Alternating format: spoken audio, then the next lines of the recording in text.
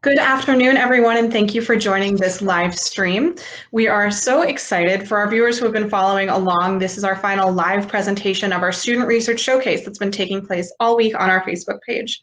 The Student Research Showcase allows our students who have been working on independent research projects with mentors across the nation virtually to showcase some of the work that they have been completing throughout the year. I'm really excited about today's presentation. We have Reyes from Glenbard East, who will be speaking with us about her project. So I'm going to pull her up now without further ado. Ari, thank you so much for being with us today. I'm going to hide myself and then feel free to get started whenever you're ready. Thank you.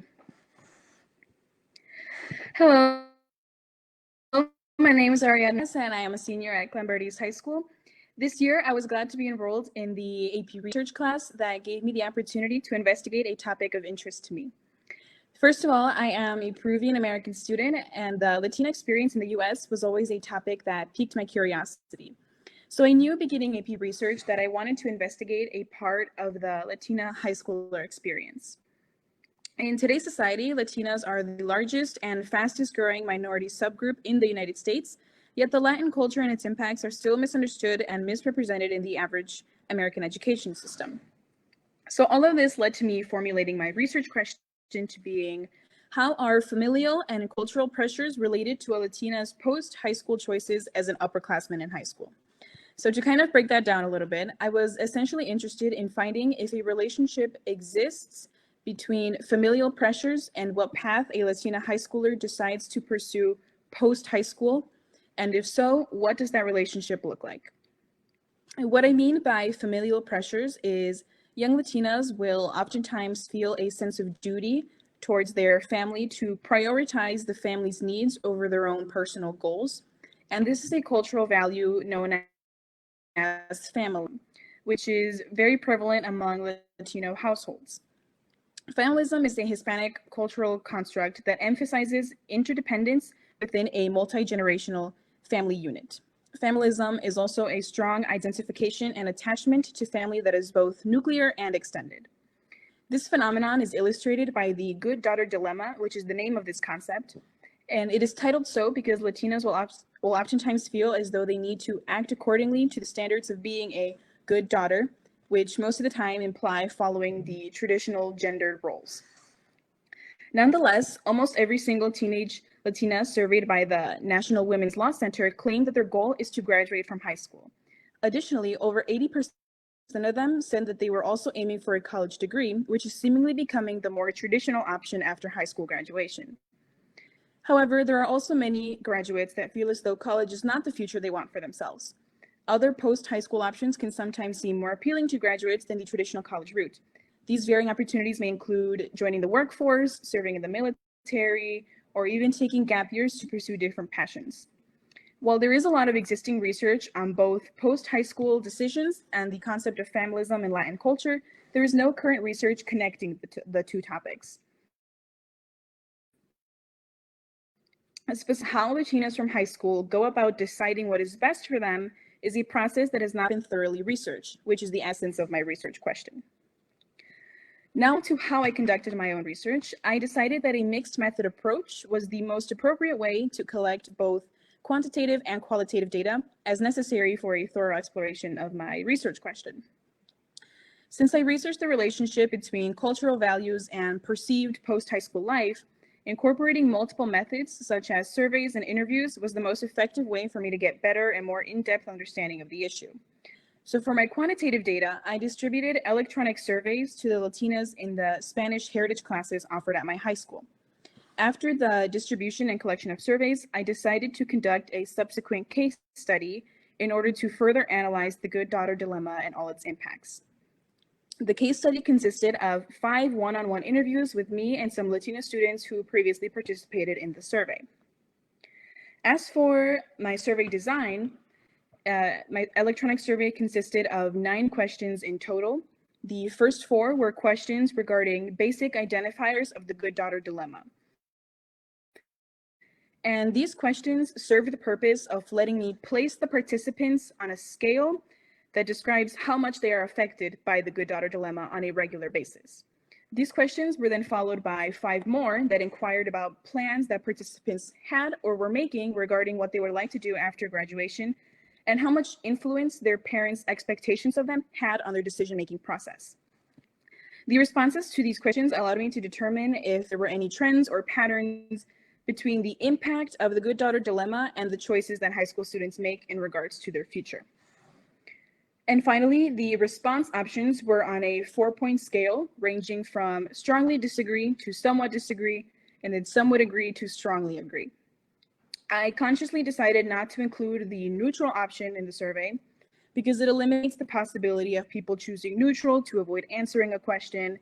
And by not having the middle option, participants were forced to lean towards one opinion and thus helping gather more direct and straightforward data. Moreover, in order to more efficiently analyze my survey data, each response option was assigned a numerical value between 0 and 3, with 0 being strongly disagree and 3 being strongly agree. After each participant completed the survey, I calculated their total relation with the good daughter dilemma by adding together the numbers assigned to each response, and I decided to divide that sum by the total number of responses they gave, because a couple of the questions had a non-applicable option, and I wanted to avoid skewing the averages. And then their average numerical score served as a measure of how much familial and cultural related influences these Latinas feel in their daily lives. And then as a follow-up for the distributed surveys, I conducted a complementary case study that incorporated more individual and one-on-one interviews with some of the initial survey participants. This case study method allowed me to gain a finer understanding of the survey results and get a more in-depth comprehension of individuals' experience with familism.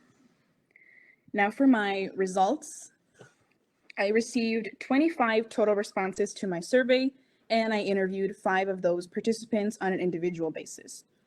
So one significant feature that stood out to me from the survey was the responses to one of the questions that reads as follows. How strongly do you agree with the statement, my parents have different expectations for siblings of different genders? No participants selected the strongly disagree response, demonstrating how none of the respondents with siblings of different genders feel as though there is no difference whatsoever in their upbringing and parental treatment. Additionally, 60%, more than half, believe that their parents set distinct expectations between siblings of different genders. Similarly, there was another part of the survey that also stood out to me. It was the responses to a question that asked about future plans, and a strong majority of participants agreed with the statement that reads, I feel pressure from my family to pursue a specific path after high school, whether it be college, a job, trade school, etc. A significant 64% of participants selected either the strongly agree or the somewhat agree option. This signifies that a majority of participants feel these familial pulls even when making personal future decisions. And now moving on to the follow-up interviews, the participants mostly described their role in their family to be a heavily involved one. When I asked them if they had responsibilities around the house, all 5 of them expressed agreement. Since this alone was not sufficient information for me to identify them with the good daughter dilemma, I further asked them if they felt as though the chores they were given were more traditionally female tasks. 3 out of the 5 participants believed that their parents gave them gendered roles in the house, while one stated that she had the same roles as her male sibling, and the other not having any male siblings to compare. One of the participants further explained her situation by stating that her dad regularly tells her that tasks such as cooking and cleaning are women's duties. From their responses, I was able to detect who ranked higher on the spectrum of how much they relate to the good daughter dilemma. And from that point, I asked the participants about their plans post-high school. When I asked the participants whether or not their parents approved or supported their decisions for after graduation, I received interesting responses. 2 out of the 5 participants had plans to attend college while living on campus, and they both reported similarly that their parents were very against them moving out of the house. When I asked them to elaborate, one participant said that her parents wanted her to stay close in order for her to keep helping them with the daily labor in their household. The other participant stated that her parents wanted her to stay near because she helped her parents financially through her part-time job. Now, with all of these trends and patterns in mind, I took the last step and statistically analyzed all of the information.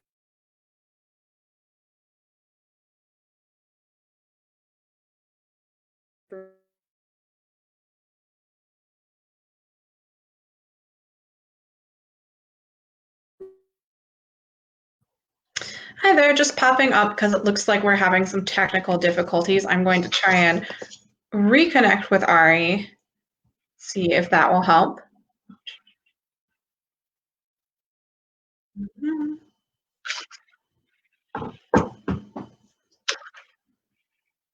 Thank you all so much for bearing with us through our experiments with having students on live. We've been having a really good time with this. If you're interested in further student presentations, just a quick plug in the meantime while we wait, you should also check out our pre-recorded videos that students submitted, and students also wrote in posts about projects that they were working on this year. I'm going to give Ari just a couple more seconds to see if she can join back up with us through this stream. But I also wanted to give a shout out to our virtual mentors. For those of you who don't know, students are participating in this through our Mentor Matching Engine program. MME is a program that is largely run by volunteers. So we have a pool of something near 300 volunteers at this point who graciously give their time to work with our students. It's all virtual. It's very easy to get involved with. And if you're interested in becoming a virtual volunteer, no matter your expertise, we are interested in you. So please feel free to reach out, drop a comment below this video. We'd be happy to have you. And it looks like we, for now, have lost Ari. So I am going to end this current stream and try and make contact with her. And then please tune back in for a second part where we will have live Q&A with our panelists.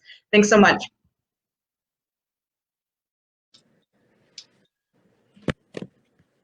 Welcome back to our live audience. We are so excited to get you the second half of Ari Reyes' presentation. And without further ado, we're crossing our fingers for strong internet connections for our panelists and our student alike. This is Ari's presentation on the relationship between the good daughter and post-high school dilemma. Take it away.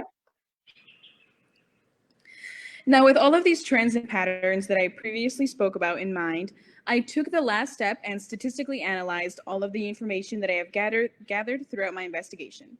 In order to determine the relationship between good daughter dilemma experiences and perceived post-high school decisions among Latinas in high school, a simple linear regression test was conducted. Now, a linear regression model is used to explain the relationship between two or more variables using a straight line. This test resulted in an R value of 0.23, which indicates that although there is a positive correlation, the relationship is weak. Additionally, a chi-square test was also performed, and these tests are used when determining the statistical significance .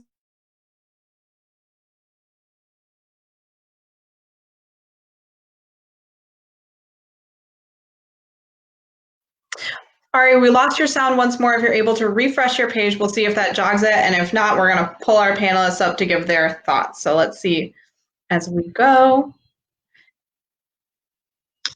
To our audience, Ari is going to briefly disappear, such is the magic of live presentations. And then she will come back in just one moment, and hopefully we'll be able to get the sound back up for you. Hey, Ari, you're live with us now. Let's see if we can hear you. Perfect. Keep going. Additionally, a chi-square test was also performed, and these tests are used when determining the statistical significance of a relationship between two variables. In this case, the test resulted in a p-value of 0.27, and this p-value indicates that the relationship between a Latina's GDD experience and familial influences on post-high school choices is not statistically significant. Of course, for proper and accurate interpretation of results, there are limitations present in this research that must be acknowledged beforehand. First of all, even though the numerical interpretation of the survey results was created based on the foundational characteristics of the good daughter dilemma and its influence, it was not an official nor peer-reviewed measurement tool. This could mean that the level of good daughter dilemma influence on the participants may not be as comprehensively accurate as opposed to a more official method of measurement. Additionally, I was unable to interview a participant with a lower relation to the good daughter dilemma due to the fact that none of the lower end numbered participants left their contact information for the follow-up case study. In a more large-scale and professional research setting, more diverse participants may have been able to be selected and interviewed, gathering more overall comprehensive data. So to sum it all up, the results of this research suggest that there is a weak yet positive linear correlation between a Latina's good daughter dilemma experience and the potential choices she will make post-high school graduation. In other words, while no conclusion can be made on a causation relationship between the two variables on a large scale, in this context, there does seem to be at least a link between the two concepts. Thank you. Ari, that was a phenomenal presentation. Thank you so much for sticking with us through these glitches. And I, for one, am really interested in the topic that you chose. I thought you did an excellent job. And I'm going to pull up some of our panelists now to speak to their questions that they have for you. Panelists, who would like to go first? Great. I'm going to pull up Jenny Kopak. Jenny, if you can quickly introduce yourself and state your question for Ari. Hey, Ari, it's Jenny Kopak. I'm the CEO of Science Olympiad, and welcome from the western suburbs, Glenbard West. We're east, you're east, and we're in the York Dukes territories. We played you many times, so welcome. You did a great job, and your topic was amazing. I will keep my question brief, just in case we have any broadband issues, but here's what really stood out for me. I mean, great job overall. I love that you recognized that as you posed your scale of answers and responses, you eliminated that neutral option. And you actually foresaw that if you put the neutral option in, that some of your participants might choose that, which would further reinforce the dilemma and the syndrome. It was so interesting. And I wondered if you were tempted, if you thought maybe if you ran this again and you asked those same 25 women their impressions, if you left the neutral option in, do you think they would have chosen it?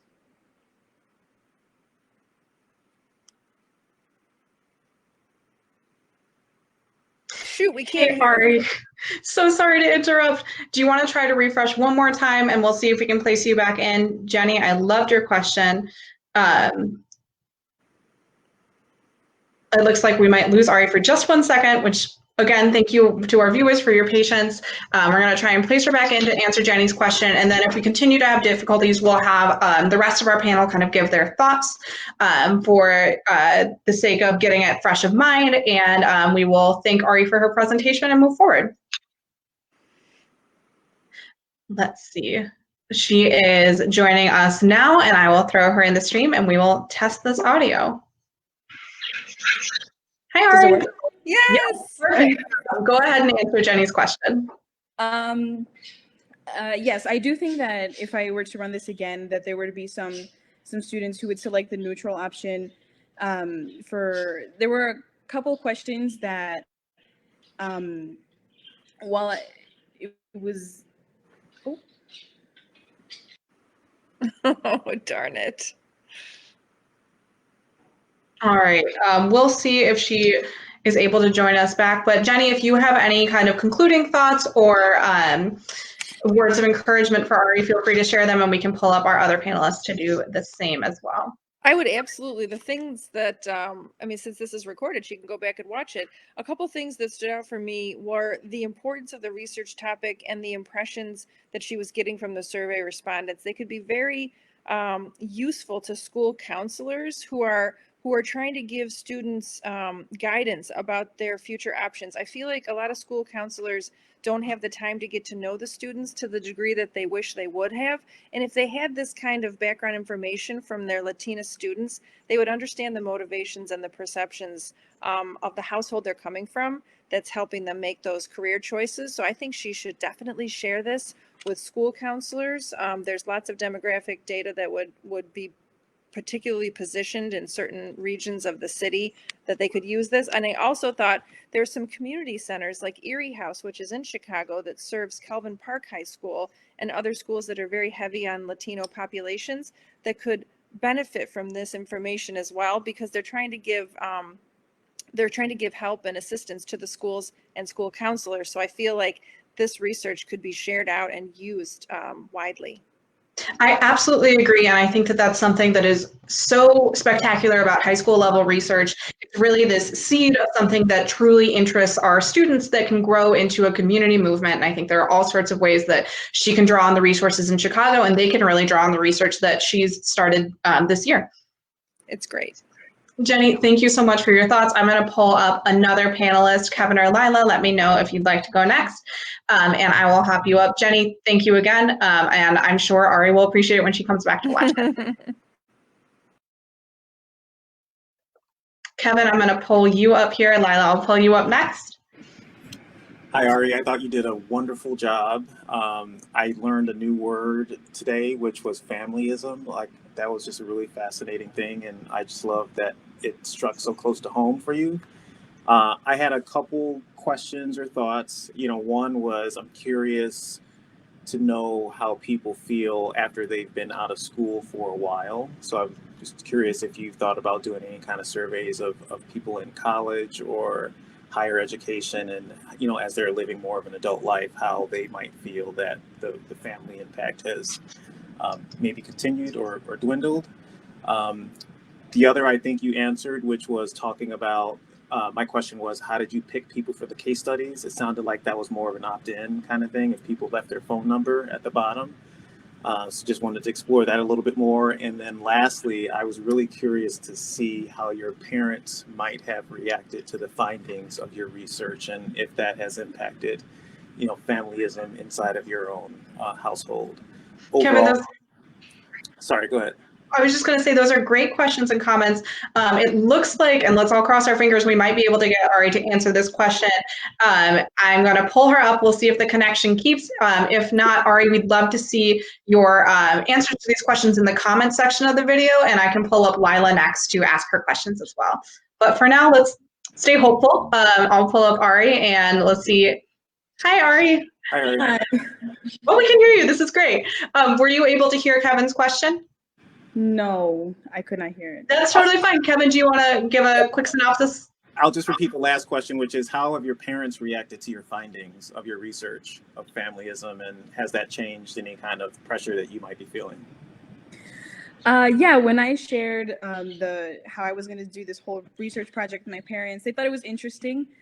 And I actually, when in the beginning stages of this research, when I was reading about, when I was looking at other people's research and reading about specific people's stories and their experiences with the good daughter dilemma, I actually felt I didn't really connect as much with some of the different issues that they face, because I feel like, for instance, the moving away for college thing, my parents in that scenario were very, very supportive of me in choosing where I would like to go to college, and they weren't too against me moving out of the house.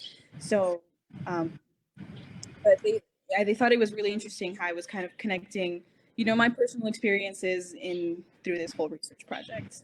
Right. Yeah. And I love how you said there were two different studies, but then nothing that actually connected the two. So really good job just identifying that gap, and then very good execution. I thought you did a wonderful job today. Thank you. Appreciate it.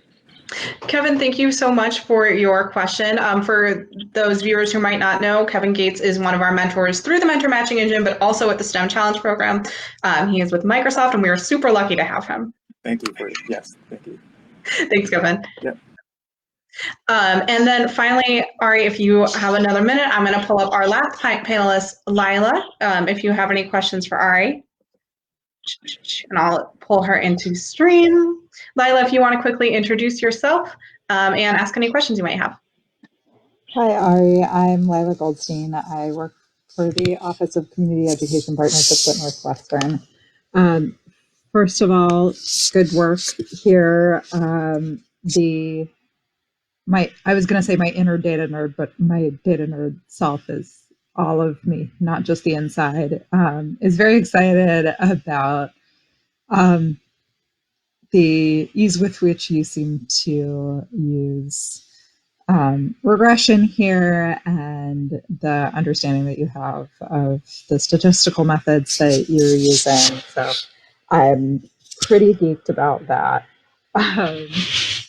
But my somewhat unrelated question is how, so clearly this speaks to you on a personal level in terms of thinking about the good daughter dilemma within the Latina community, but did you think at all about doing this in sort of a comparative way, looking to say compare, like if you gave the survey to both Latina and other groups of students within the schools, whether you would see differences between those groups, and how you decided to sort of look within group rather than across groups.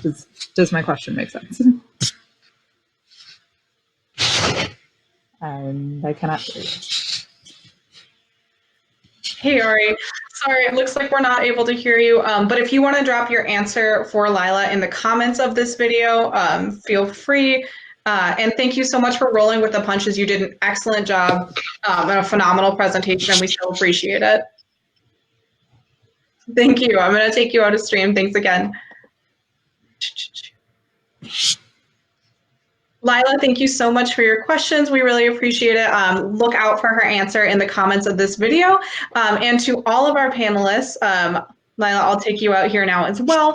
To all of our panelists, thank you so much for rolling with us through the technical difficulties here, and thank you for your continued support of our students and your comments and questions. We so appreciate it. We have one more video coming up for all of our viewers. If you're interested in the Student Research Showcase, or if you're interested in research that's been happening across the state this year, check out our Facebook page. We've got one more at 3:30, and we have a whole week's worth of for you to explore. Thank you all so much for listening, and have an excellent Friday.